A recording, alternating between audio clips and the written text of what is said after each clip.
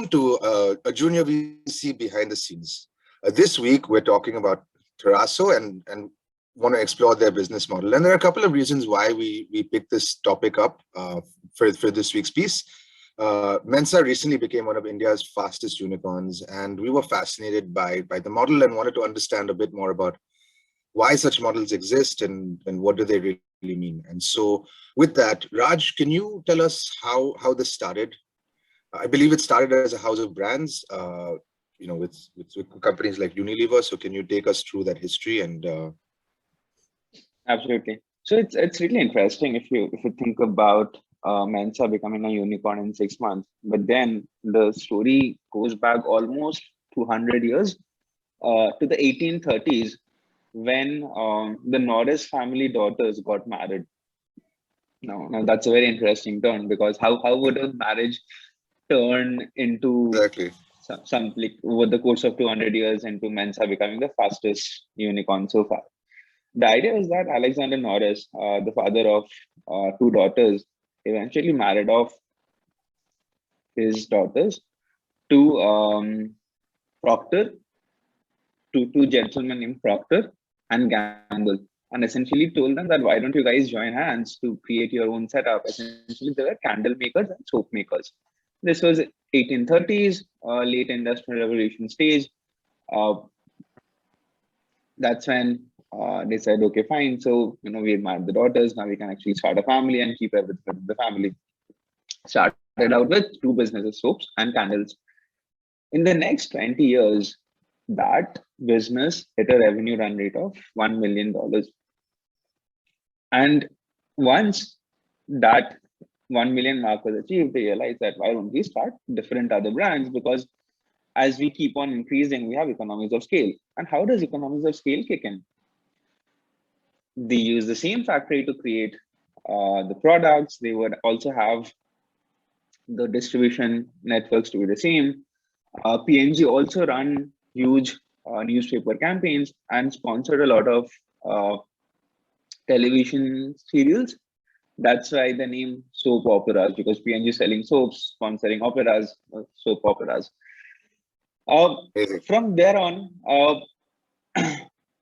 it's a very similar story for Unilever as well. And essentially all the house of brands that we look at today have very similar stories, that you join hands, you realize that your product has got traction, you build on it, creating economies of scale, and essentially very soon you would have a lot of brands which become very synonymous with the product, so that the product actually takes a backseat. For example, if you go to the market and you say that, give me bhaiya Colgate dena, what you're looking for is actually a tube of toothpaste, and bhaiya Colgate dena can often result in maybe Patanjali, but that's the brand recall. So that's how brands become so synonymous that people often forget that they replace the brand name with the product name. The problem with So I was going to say, but like this concept of Unilever and Procter and Gamble, it's existed for a long time, since the 1800s. Absolutely. But now we're seeing this sort of evolve, right? And we're seeing the same concept of brands and people recognizing these brands and brands becoming synonymous with the product, evolving to, the direct to consumer market as well. So can you tell us a bit more about that and what's happened in the last 5-10 years and how that's pretty much. So if you think about the journey, right? So somebody who had the first mover advantage, let's say Unilever or a P&G who had years, maybe centuries of experience and the market know-how and deep penetration. In the 2000s, it would have been very difficult for a new player to enter into this space, because many of the players would often lack the marketing muscle power, the access to capital, and also access to the product knowledge. And all of the these scale, right? And the you spoke about the course. scale being an advantage, right? That you're making hundreds of different products in one factory. It's much easier. Absolutely. And even if you make so many products, how do you market each and every of those such products? How do you get them to the consumers and maintain that supply chain? Exactly. Things started changing eventually when, of course, Amazon and Flipkart entered into the space. They made shipping to the end consumers very easy. So now you don't have to go through that maze of distributors, retailers, striking a deal maintaining that workforce who actually takes care of all of this deal making with the entire middleman. And now you just have your product and the consumers and the direct bridge. Of course, e-commerce as such in India has been really fueled by the launch of delivery, Shiprocket, all these such aggregators who essentially make your life even simpler. All the brands would have to do right now is what they did best. Focus on the product, understand the customer, and create products which people really, really love. Something else also spurred this movement. Before this, people to reach their customers in the digital age, they would have to hire a team of technical talent who would maintain and build a website from scratch. And every website would be unique to every brand. With Shopify coming in, the plug and play model made reaching customers very, very easy. Essentially, you are bypassing 20, 30 years of minimum lead time just to reach the consumer. So that led to the D2C boom. It was lower infrastructure costs both on the tech side and on the operations side. You could now ship stuff easily and reach customers easily. And the D2C boom, we've spoken about that several times before.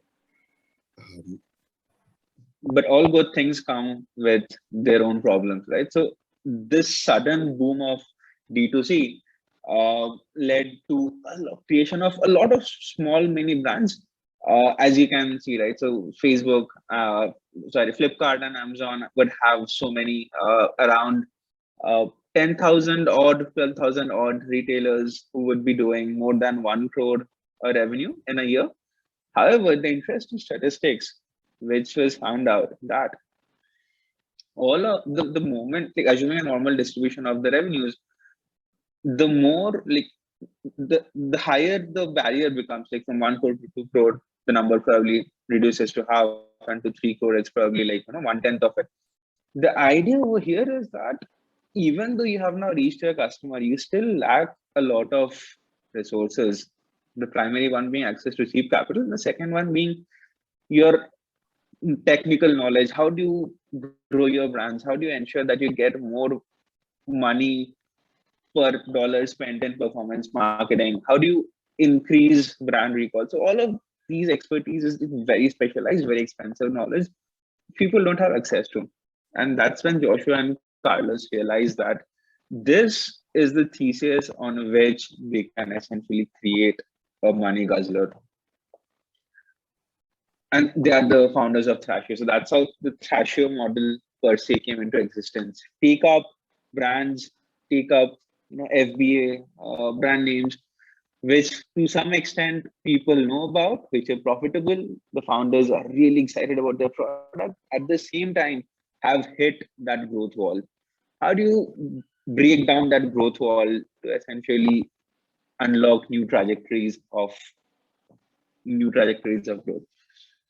And essentially, this that's model how came up. It was around 2018, right? That this model came up. Yeah, this model came up in 2018, and within like 2 years of existence, they have 500 million in revenue run rate and 20% profits. Imagine this: a startup within 2 years reaching that mark. It's just and they're amazing. profitable. I mean, that's what's rare these days, right? And I mean, their growth is really a testament to a pretty big problem, as you touched on, Raj, that they're solving. Chandra, can you talk a bit more about the different solutions and models and sure, how they scaled up? Yeah. So, so one thing that when we're studying Thrasio and we're thinking about Thrasio, we need to understand that Thrasio and direct-to-consumer business models are kind of a second-order consequence of the internet itself. So, in the 20th century, if you're a manufacturer, so imagine that you're Ford or your Suzuki, right? And you build your product and you sell your product. So you can only buy a car from a Suzuki showroom, right? But now, because of the internet and because of so much purchasing behavior moving online, so you've got these new intermediaries. You've got Amazon, Flipkart, and so on, right? They're aggregators, and they're a marketplace, and they control the supply of customers, and everyone shops there. So once that happens, you start having a market making capability, right? As an aggregator, and as a seller, it's a worse situation for you. You're competing for real estate on Amazon. You're competing to be on Amazon's front page. You're competing to be like a sponsored listing, right? So what happens is that the goods and the brands are effectively commoditized. So you're not a fancy, so you can't really prove your entire value proposition to customers within the limited frame that Amazon offers you. You're just another chair to Amazon. You're just another bed to Amazon. You're just another perfume or deodorant to Amazon, right? So, how do you deal with that, right? So, as a brand, how do you establish your own moat outside of the gatekeeper of Amazon? And direct to consumer, that entire trend emerged as a response to that, right? So, the first is that customers could now be reached in new ways, bypassing such aggregators like Amazon. So, you've got social media, so you've got email, you've got SMS. And so you don't have to necessarily spend a lot of money on advertising in a newspaper or on the TV. You don't have to spend a lot of money to advertise on Amazon. So you can use tools such as Shopify to create your own virtual storefronts. You can use third-party delivery and logistics services to ship your goods to consumers. You can use search engine marketing to advertise. And so one thing that Amazon doesn't give you is data on what kind of customers are buying your goods, right? But here you own that data. You know what customers are buying, you know when and where they're buying it. And that lets you experiment and iterate quickly on your own offerings, right? But of course, these are brick and mortar businesses. These are not code businesses. And because of that, they're generally going to remain quite small because you've got both a fixed cost and a very large variable cost component, right? So if you're shipping code, it doesn't cost you an additional, we have very little cost for every additional customer you get for like a SaaS business or something like that. But for like a physical direct-to-consumer business, you still have to pay the money to produce like every additional physical widget or good, right? So, so what Thrasio does is it's trying to bring the best of the D2C and the Amazon worlds. So as an aggregator, Thrasio would make you more efficient and it would help use its own vast resources to improve your growth, right? It's an audacious strategy. It's something that's kind of, really new and innovative. And, no wonder it's named after the Greek word thrasos, which means audacity or boldness. So, amazing. And so we saw this model flourishing in the US. Now let's talk a bit about India. And even though this model is relatively new, like you said, and innovative, it came about 2-3 years ago. We've seen quite a few players in India come up. Can you talk a bit about the map of Indian players and how they're tackling the problem? Sure. So, Thrasio is one of the most visible and successful stories of such a roll-up model. So it's no surprise that, competitors have emerged both abroad and in India. So there are clones like Elevate, Unibrands in the world. And so as opposed to Thrasio's data-driven approach, they would tend to leverage their domain expertise and focus on a particular market segment, right? But in India, the most well-known one we all know is Mensa Brands. It's currently got about 8 brands across fashion, home, and beauty, and it's India's fastest unicorn, right? It's getting VC money as fast as it's being put in. But there's now a growing ecosystem of such aggregators. So Upscalio, Eventflow, GlobalBees, GOAT Labs. But one interesting thing I've seen, at least from the India side of things, is that they have how do they differentiate, right? So, and where do these teams who run these companies come from?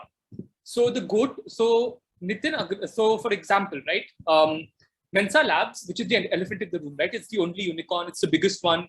It's the most visible one. It was founded by a guy called Anand Narayanan, and he was the former CEO of Myntra. And you have that domain expertise, right? Exactly. There's a fun fact about Anand as well. The fun fact is all his education or all his companies so far had the name starting from M. So he did his undergraduate from Madras University, then went on to US to do it from University of Michigan.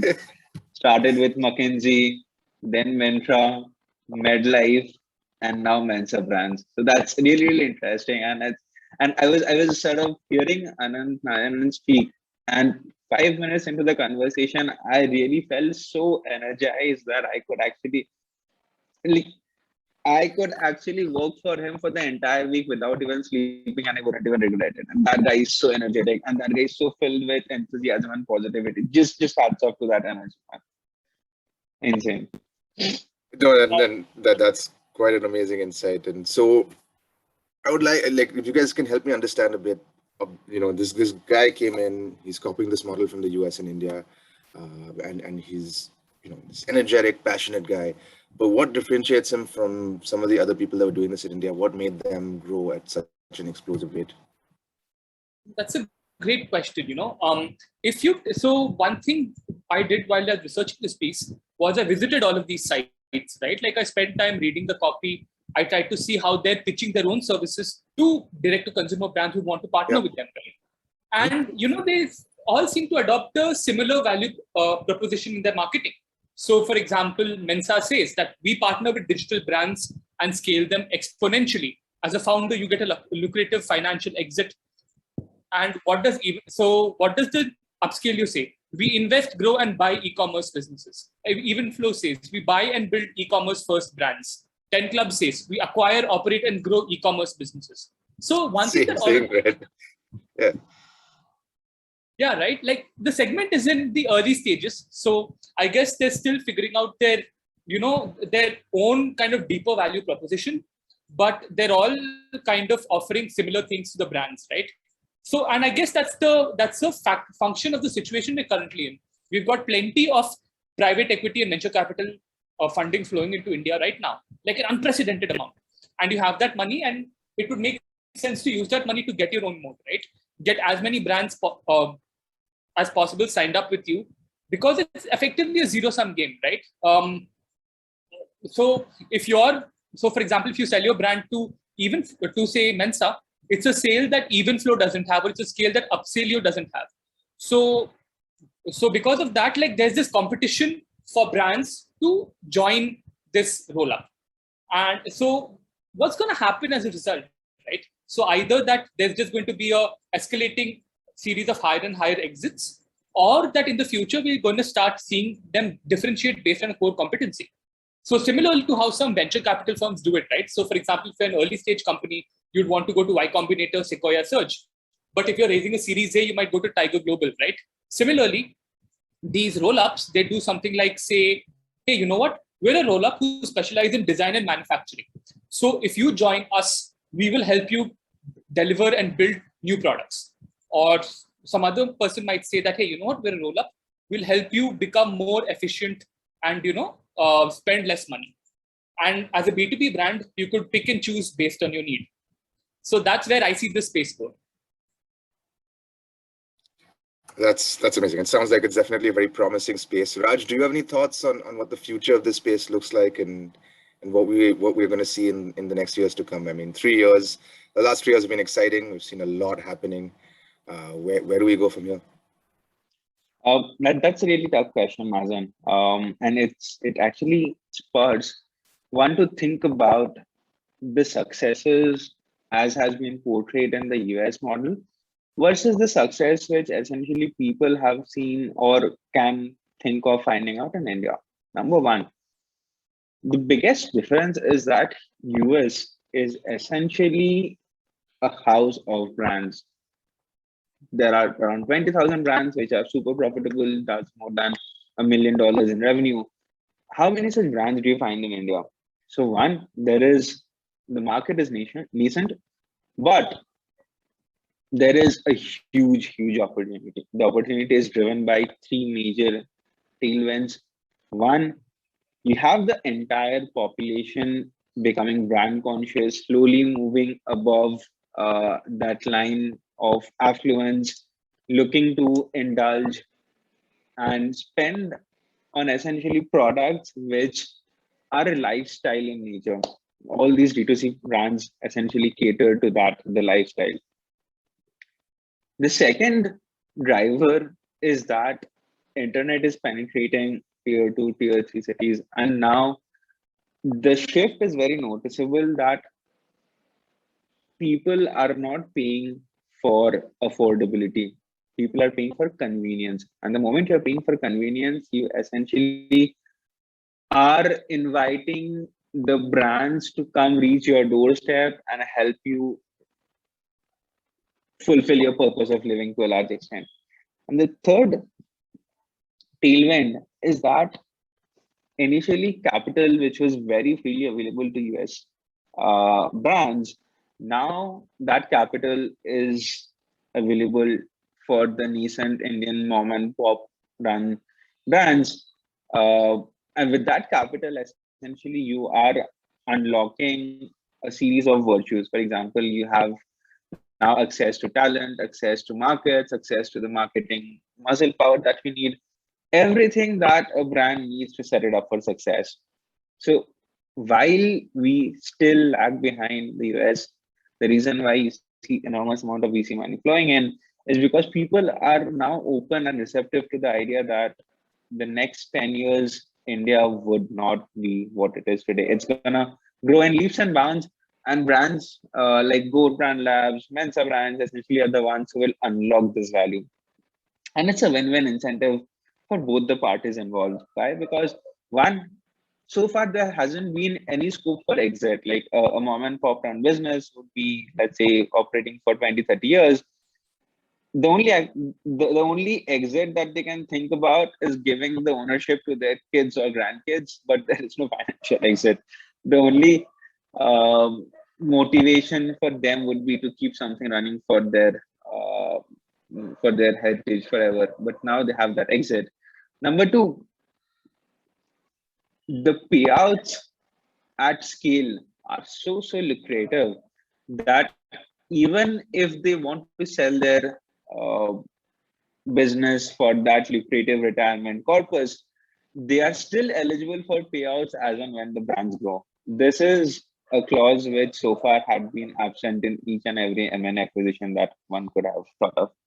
So I see personally that the space evolving a lot. I see personally that what essentially used to be a Unilever and P&G set of, or to a large extent Tata, would now diversify into standalone brands under these individual Thrasio-like models, which would slowly become household names.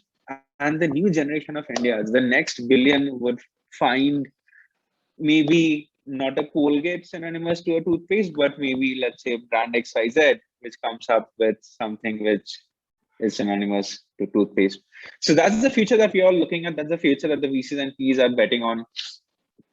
And that's the future which I'm very excited to step into. Definitely sounds like a promising future for Indian direct-to-consumer brands. Chandra, you have anything else to add to that? So India is a contradictory country, right? We're digitizing faster than any other nation. Our e-commerce sales and e-commerce users are growing by leaps and bounds, but it's still a tiny proportion of retail in this country.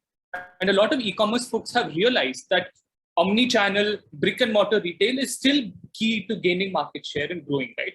Lenskart started as a website. Now it's got shops everywhere. Nykaa, Urban Ladder, Pepperfry, all of those. And I think that from the consumer journey point of view, right? So as a buyer, it'll be very easy to reach a saturation point where you reach your total addressable segment of people who will be buying direct to consumer goods online. At some point, they're going to have to figure out, okay, how do we scale these direct to consumer brands and take them offline and unlock that larger market where online commerce hasn't really penetrated yet. So in order to do that, they're going to need to learn a whole new set of skills, right? Because running a brick and mortar store is very different from running an online one. So that's one thing. One way of which I'm thinking about it. The second is that a lot of these brands currently are trying to attract Flipkart and Amazon direct sellers. So the expectation here is that your end consumer is going to be interacting with it via Amazon or via Flipkart, right? But if they want to go beyond that and they want to maybe get Indians to buy, to purchase outside of apps, right? To purchase on third-party Shopify websites. So historically, that's a category where it doesn't happen, right? So for most new consumers, online commerce is a low trust thing. So they'd be more likely to go with a Myntra or Amazon because there's a trust factor involved. So changing that Indian consumer behavior beyond the India One alphas or affluent consumers to buy from websites and not from aggregators is going to be another change or shift that they will have to figure out how to do. Lots to figure out, but definitely huge potential here for everyone involved. And then, as Raj said, it's a win-win for all sides. Thank you so much, everyone, for tuning in to this week's episode of a Junior VC Behind the Scenes. Stay tuned for a lot more next week. Thanks. Bye.